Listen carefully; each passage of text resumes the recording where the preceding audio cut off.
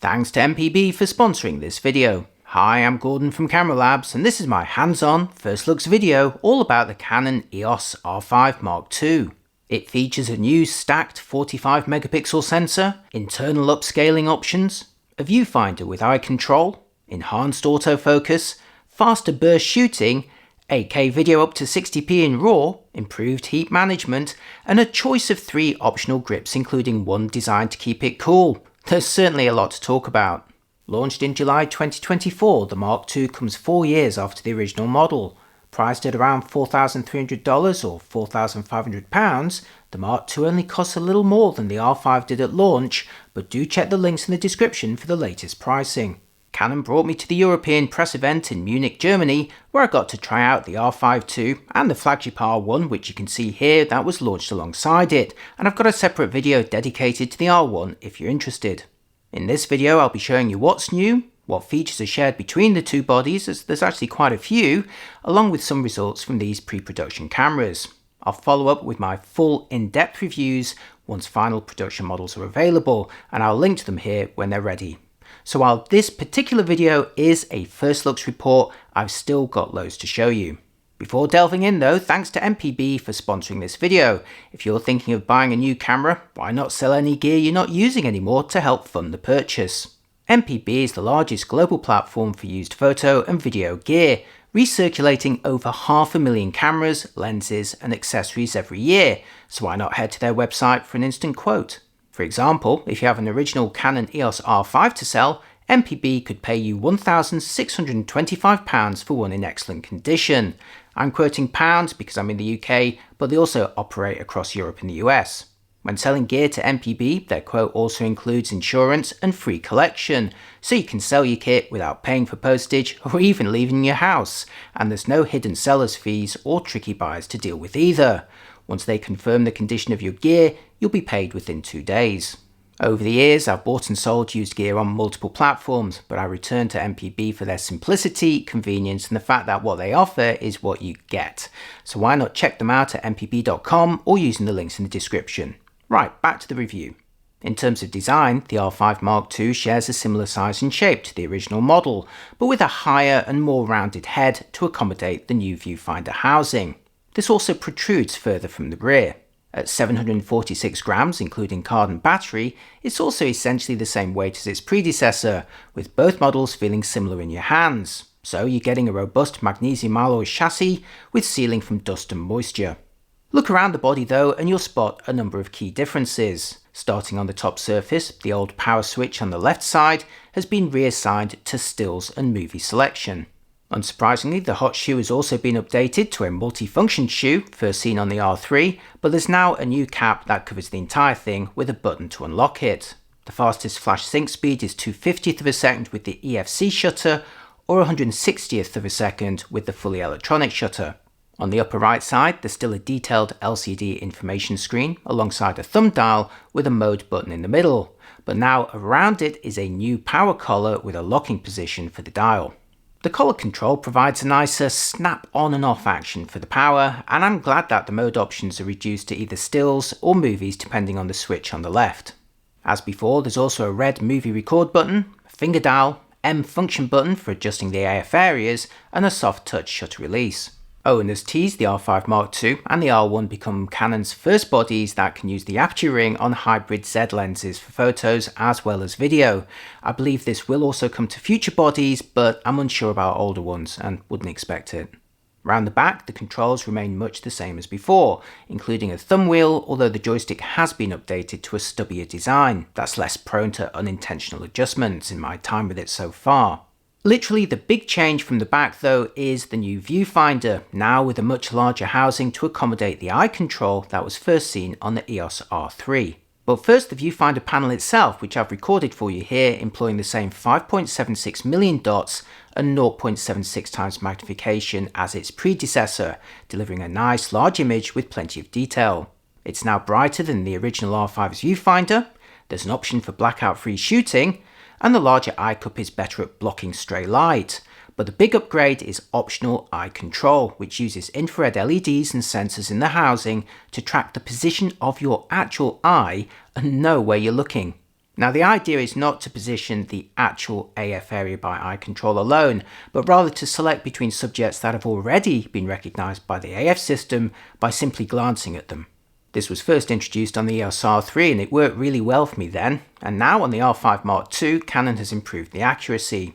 You can also refine the system by repeating the calibration process, and you can store results for multiple people if you like. Like the R3, I found it surprisingly effective at quickly selecting a target for the AF system to subsequently track, which makes it ideal whether you're photographing sports teams, groups of birds or animals, or even people at a wedding or an event, or even in a street photography scenario. It may not work in video, but it remains a valuable and unique feature in the Canon system, and as I'll show you in a moment, further autofocus advances make it even easier to drill down to the desired target. Moving on to the screen, the R5 II employs a 3.2-inch panel with 2.1 million dots. That's side hinged, allowing it to flip out and twist at any angle, including forward to face you or back on itself for protection. Behind a door on the grip side, you'll find the same slots as before, giving you the choice of SD with UHS 2 support or CF Express Type B cards. You can shoot or record with most formats on SD memory, but for internal RAW video, you'll need CF Express, and those cards will also clear the buffer much faster when shooting large bursts at the top speeds. It's definitely the advised choice if you're a serious sports photographer. Behind a series of flaps on the left side, a 3.5mm microphone and headphone jacks, a PC sync port for external lighting, USB-C, and yes, your eyes aren't lying, a full-size HDMI Type A port. Hallelujah! The USB port has been updated to version 3.2, but sadly it won't talk to external SSDs, although the R5 II does support UVC to work as a standard webcam, and the HDMI port will also output ProRes RAW video to compatible Atomos recorders. Meanwhile, the Wi-Fi has been subtly upgraded to support 6E standards, allowing it to also work on less crowded 6 GHz channels. Eagle-eyed Canon watchers will have also noticed the vents to the side of the ports, along with a longer one running along the base of the camera. Both are part of a number of strategies to reduce the overheating issues which plagued the original R5. First of all, inside the camera are separate graphite sheets for the sensor and card slot, along with an aluminium plate to better dissipate the heat externally. Air is brought into the camera from below before then exiting through the exhaust alongside the ports. Now this system is entirely passive without any fans inside the body itself, but with auto power off temp set to high, Canon claims it should allow video recording times of 18 minutes in 8K RAW 60p, 37 minutes of 8K 30p, 22 minutes of 4K 120, or about 2 hours of 4K 60. For longer times or in hotter surroundings, you can attach the new active cooling grip, which includes a fan to draw air from the front before then pushing it out through the camera body. When this grip is attached, a new menu appears which allows you to choose different fan speeds and whether the fan should be active while actually recording video or not. For example, you could have the fan running at the top speed while in standby, during which it is quite audible, but then either slow down or turn off entirely during recording. When the fan is active and running at the top speed, Canon quotes 2 hours or longer of 8K 30p or no restrictions at all in 4K 60. These are substantial improvements over the body alone, but Canon wisely tempers our expectations by also noting that the most demanding modes like 8K RAW and 4K 120 may only record for a few minutes longer than without the grip.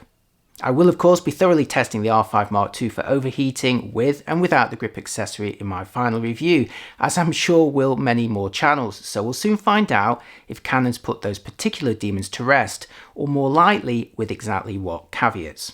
But as I mentioned at the start, there's actually 3 grip accessories, so let's take a quick look at them all. First up is the basic BG R20 battery grip, which employs a stalk to replace the battery in the body, but allows you to fit 2 in the grip itself, thereby doubling your life. It also includes the usual duplicate controls when shooting in the portrait orientation. Second is a slightly more advanced version called the BG R20 EP, again taking 2 batteries and providing portrait controls, but now also featuring the 2.5 gigabit Ethernet port of the EOS R1 for fast networking. And third is the CFR20 EP cooling grip, which impressively manages to squeeze a battery on either side of the fan, as well as the Ethernet port. But this doesn't necessarily make it the best of the 3 grips, as by turning the batteries by 90 degrees to accommodate the fan in the middle, the portrait grip itself becomes less comfortable to hold, and sadly there's none of the portrait controls that are duplicated either.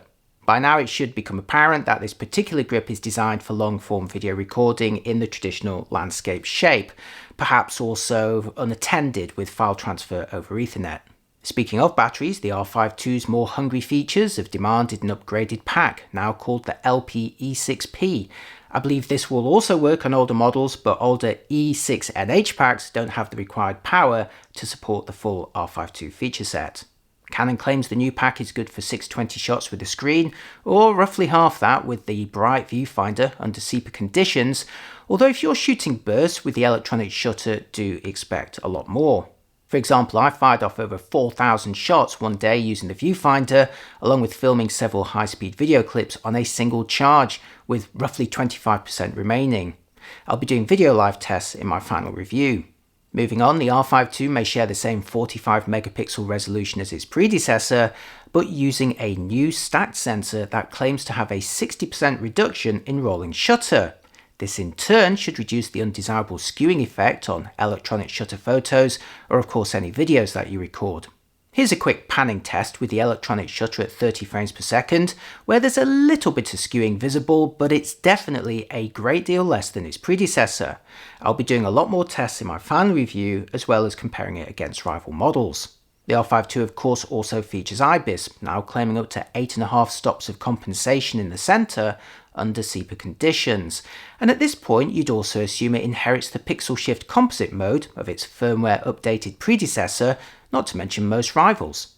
But for the Mark II, Canon's instead opted to implement AI upscaling in playback on any JPEG or HIF file that you've captured. This doubles the pixel count in each axis, generating a file with 180 megapixels in camera. It took about 5 seconds to process a JPEG file in my tests. Now Canon's opted to exclude in-camera upscaling of RAW files as it says they'd take too long, but I believe this will be offered in an upcoming plugin for Lightroom. So let's have a look at some examples which I took with a pre-production camera, first zooming in on the original 45 megapixel image before comparing it to an upscaled version on the right. As you can see, the upscaling is delivering what looks like an intelligently sharpened image, with the appearance of more detail in certain areas. I believe the process may be recognizing certain elements and enhancing them differently to others, and when looking closely at my samples, with varying effectiveness. Facial details like eyes looked improved, as did text and some patterns, but in my tests some foliage varied. Ultimately your mileage will vary depending on the subject, but remember none of this is baked into a pixel shift file, nor subject to the motion issues that plague that particular process. You take your photos as normal, then just choose whether to generate an enhanced version in playback later, and then decide whether you want to use it or not. You still have the choice of the other one. The benefit of Canon upscaling in camera versus say third-party software running on a computer later is having knowledge of the entire capture pipeline, from the lens and the camera type to the image processing that's already been applied, and in theory could be reversed. You can also select multiple images in playback to process them in bulk. Going forward, I'm interested to see how enhancing RAW files might avoid having to deal with pre-compressed JPEG and HIF images, although again, Canon did assure me that the process is aware of how an image is actually compressed and can effectively reverse it. Canon's also been talking about noise reduction with neural networks for some time, and this too has now made it into the R52's playback menus, but this time as part of RAW post-processing. I'll be demoing the menus using the R1, but the process is identical on both cameras, and I'm going to show you the results from the R52 in a moment. So when you select a RAW file for processing during playback, you'll not only see the usual options, but under the NR section, a new setting to enable neural network noise reduction. As before, you select the options you desire before then saving the result as a new JPEG or HIF file, which of course can subsequently be AI upscaled in camera too if you like. To show you what it can do, here's a RAW plus JPEG file that I took with the R52 at 25,600 ISO. So let's zoom into a portion for a closer look. I'll keep the original in-camera JPEG on the left, before comparing it to the RAW version on the right, processed with neural network noise reduction set to the default middle value. At first glance, the processed version on the right is clearly much cleaner, and it also appears to have avoided smearing or loss of detail. Next, for the same crops at 51,200 ISO, where again the processed version on the right is much cleaner, and while there's still some noise, it's much reduced without visible compromise. And finally, at the top sensitivity of 102,400 ISO, where the processed version on the right is now visibly suffering, but still remains superior to the original on the left. I'll be doing many more tests in my final review, but for now I'd say the neural network NR is a viable addition to improving high ISO shots, especially around the 25,600 ISO level. Oh, and there's also a new blur detection feature which can tag images in playback to help you more quickly identify those which are sharp.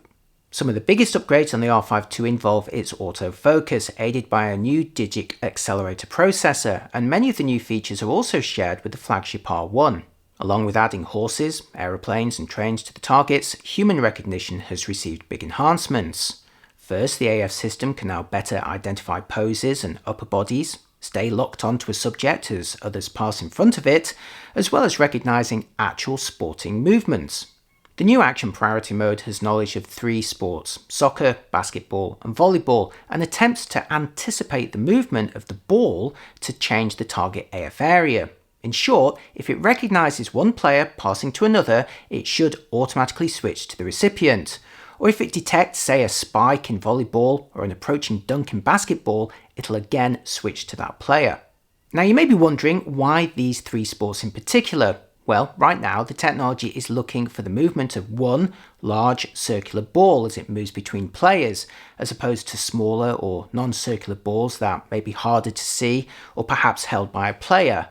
Other sports may be added in the future though. You can further refine the priority of specific people by registering their faces with the camera. You can preload a photo from any source or take one with the camera itself on site, and amazingly it only needs one shot face on to work its magic. I believe you can store 10 different people in a bank, and you can store up to 10 banks on your card, although only one bank is active in the camera at a time. Here I've registered myself with a single photo, after which you can see an additional icon alongside me in live view, and see how it stays recognised even as I turn to profile. Note how I've also restricted it to a central zoned area, so when I'm outside that, it may look for someone else. This can not only be useful if you're concentrating on key players in a match, but equally beneficial at events or weddings where you can preload images of the most important people. I tried it all out with basketball at the Canon event and found that Action Priority did a pretty good job at anticipating the action most of the time when given the entire frame to analyse.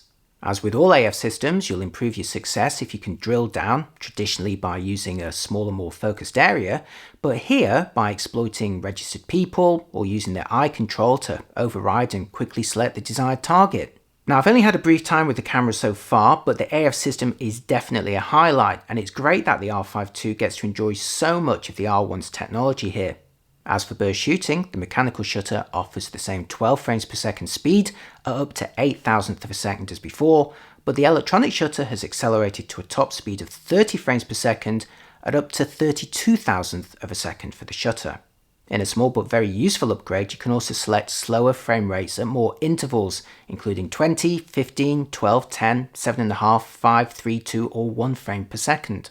I'm also pleased to report the R5 II is a pre-burst option during electronic capture that doesn't involve grabbing a burst of raw files and storing them in a single huge file. Now it simply works as you'd hope, buffering up to 15 shots as you half press the shutter, which works out at about half a second's worth of action when you set to the fastest 30 frames per second bursts. Now half a second doesn't sound like much, but it's plenty if you fully push the shutter down as soon as the key action takes place, like a ball being kicked or a bird taking flight. Do be aware though that keeping the shutter half pressed to maintain that rolling buffer is essentially like shooting continuously for long periods at a time, and it will drain your battery faster as well as warming the body. I mostly used pre-burst during the basketball sessions at the Canon event and found my R5 II sample getting quite warm, although the venue itself was also pretty hot. Notice the new temperature scale in the upper right corner, which approached the halfway mark during about an hour's worth of solid shooting, using either 30 frames per second bursts with pretty much constant pre-capture, or filming short clips of 4K 120 video. Also be aware of other issues involving electronic capture. Now the stack sensor may have reduced skewing compared to the previous model, but may still be susceptible to artifacts like banding. In my tests, my pre-production R5 II exhibited some pronounced banding when shooting directly into some very bright artificial lights. At the time, I was exclusively shooting fast bursts with the electronic shutter, but I'm not yet sure if this is what was to blame, as it didn't affect my video clips under the same conditions. Ultimately, much more testing is required.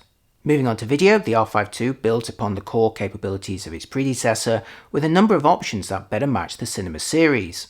These include renaming MP4 to XF-AVCS or XF-HEVCS, storing them in a new folder, and adding C-Log2 in a new custom picture settings menu. The R5 II also gets a new waveform monitor that's absent on the R1, as well as support for 4-channel audio and a tally lamp on the front ridge. As before, you can film 1080, 4K or 8K in traditional 16:9 UHD or wider DCI formats, but sadly there's still no open gate option. Standard line skipped 1080 and 4K are available up to 240p or 120p respectively, while oversampled fine versions are limited to 60 and 30p respectively, but again run the risk of overheating sooner. Meanwhile, 8K is available up to 30p. It's nice to now have 4K 120 with sound, allowing you to slow or speed ramp it later, but it's still alternatively available in the high-speed menu without sound and already slowed down if you prefer. As before, you can record 8K RAW internally, but it's now available up to 60p in a RAW Lite format, or in a more compact 4K SRAW format, also up to 60p. Both are in the DCI shape, so again, no open gate. You can alternatively output ProRes RAW over HDMI Type A to a compatible recorder in 8K up to 30p, while also storing a proxy in camera if you like. Pre-capture for video is available with a 3 or 5 second buffer, and there's also a new mode that lets you shoot stills as you record video, albeit limited to 1080 video quality with 33 megapixel photos in the 16:9 shape. Beyond the actual quality, the big questions are of course how well the R5 II manages overheating, not to mention rolling shutter, especially in the fine and 8K formats. In my test so far, the stack sensor definitely reduces the effect of skewing compared to the original R5, but it may still be beaten by rivals.